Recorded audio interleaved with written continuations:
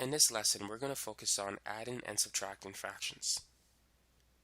Let's say if we have 3 divided by 5 plus 4 divided by 7. How can we add these two fractions? Well, here's a simple technique. First, multiply 5 and 7. This will give you a common denominator of 35. Next, multiply 3 and 7. 3 times 7 is 21. And also, there's a plus in between. Multiply 5 times 4, which is 20. 21 plus 20 is 41. So the answer is 41 divided by 35.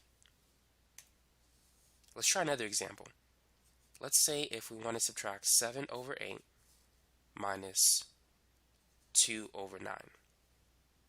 Let's use the same technique. Let's multiply the two denominators, 8 and 9, which is 72.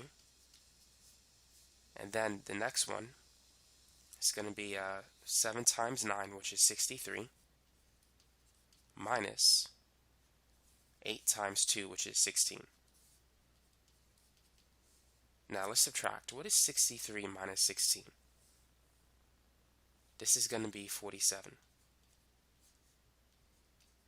Now 47 is not divisible by 2, nor is it divisible by 3. So this is it. That's the final answer. So now you know how to add or subtract two fractions. Now what if we wanted to add or subtract, let's say, 3 fractions instead of 2? What should we do in this case? So let's say we wish to combine 3 over 4 plus 5 over 3 minus 7 over 2. Whenever you wish to add or subtract fractions, the denominator has to be the same. The denominator is the bottom part of the fraction. And right now they're all different. So how can we make them the same? How can we get the common denominator? If you want to find the least common denominator, make a list. All of the multiples of 2 are 2, 4, 6, 8, 10, 12, 14, and so forth. Multiples of 3 are 3, 6, 9, 12, 15, 18, and so forth. And multiples of 4 are 4, 8, 12, 16, 20. What is the least common multiple? We're looking for a multiple that is common to all 3 numbers, but it's the lowest. The least common multiple is 12. 12 is common to 2, 3, and 4, and it's the lowest of such numbers. Now granted, 24 is also a common multiple, and if you use 24, you can get the right answer. You just got to simplify it at the end. So if you're ever unsure about how to find the least common denominator, you can find any common denominator. One simple technique is simply to multiply these 3. 4 times 3 times 2 is 24. And you could use 24 and still get the right answer.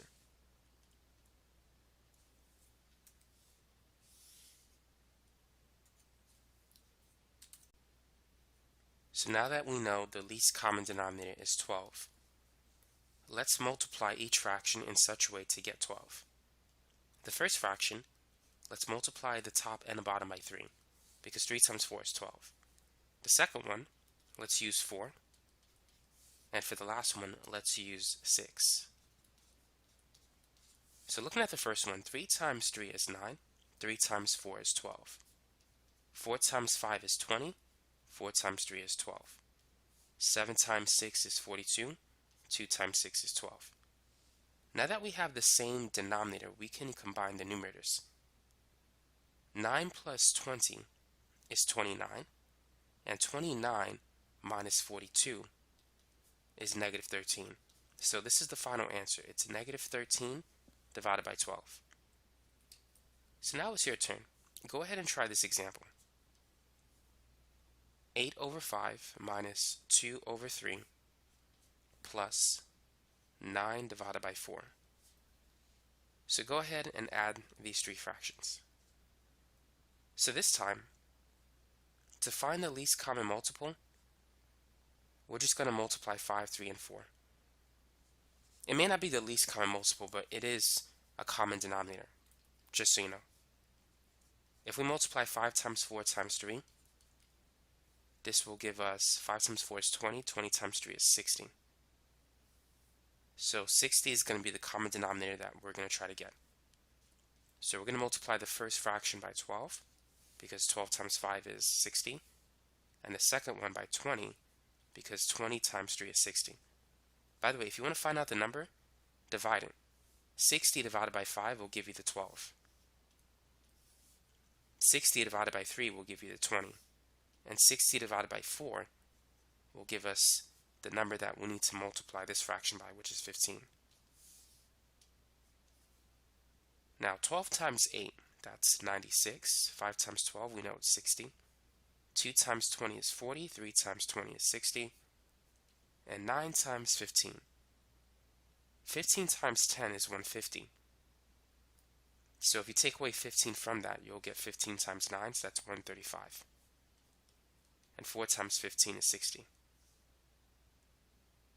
Now, 96 minus 40, that's positive 56. And 56 plus 135. Let's go ahead and add those two numbers the old-fashioned way. 5 plus 6 is 11, carry over the 1. 1 plus 3 plus 5 is 9, plus 1. So the final answer is 191 divided by 60. In this lesson, we're going to focus on multiplying two fractions. Whenever you need to multiply the numbers across the fractions. 3 times 7 is equal to 21. And 5 times 2 is equal to 10. And so this is it. The answer is 21 over 10. That's all you need to do when multiplying fractions. But sometimes the numbers may not be that small. Let's say if we have large numbers. What should we do in this case? Now we can multiply across. We can multiply 24 and 45, which will give us a big number. But do we really want to do that?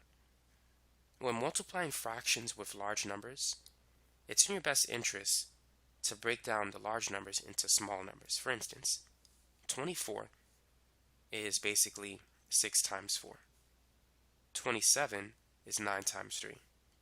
45 is 9 times 5. And 30 is 6 times 5.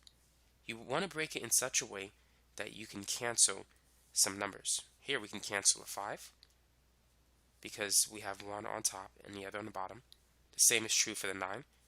And we can cancel a 6. So therefore, the final answer is 4 over 3. So we were able to get the final answer without multiplying 24 by 45. That step was necessary. Plus, it's going to take some time, and you need a calculator. Doing it this way requires no use of a calculator. Try this one. Multiply 56 divided by 77 by 35 over 40. Now 56 is 8 times 7, 77 is 11 times 7, 35 is 7 times 5, and 40 is 8 times 5. So we can cancel an 8, we can cancel a 7, and we can cancel a 5, leaving the final answer of 7 over 11.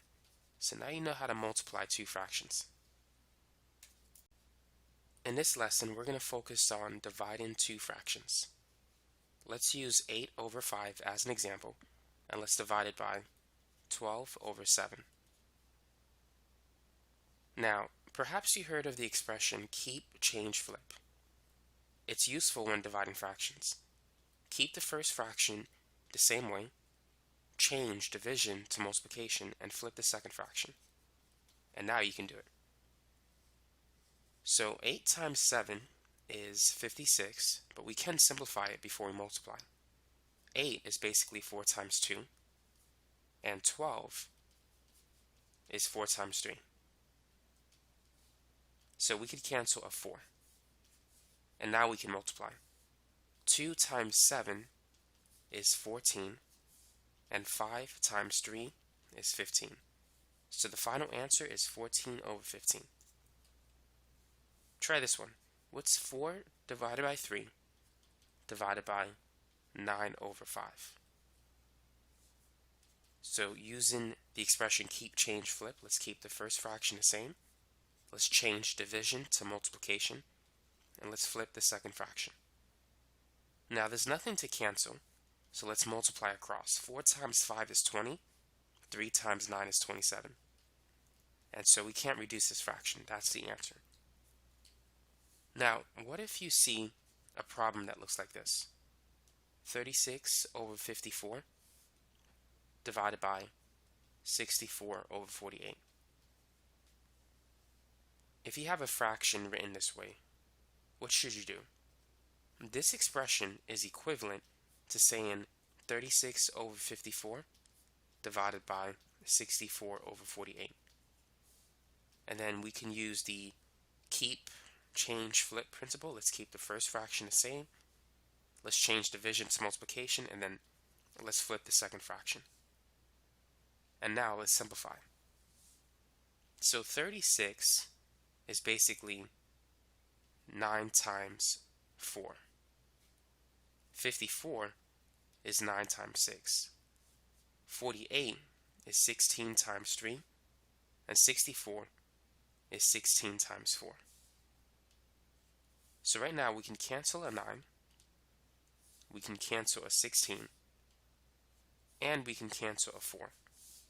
So what we have left over is 3 over 6. Now 3 over 6 can be reduced. We can divide both numbers by 3. 3 divided by 3 is equal to 1. 6 divided by 3 is 2. So the final answer is 1 over 2.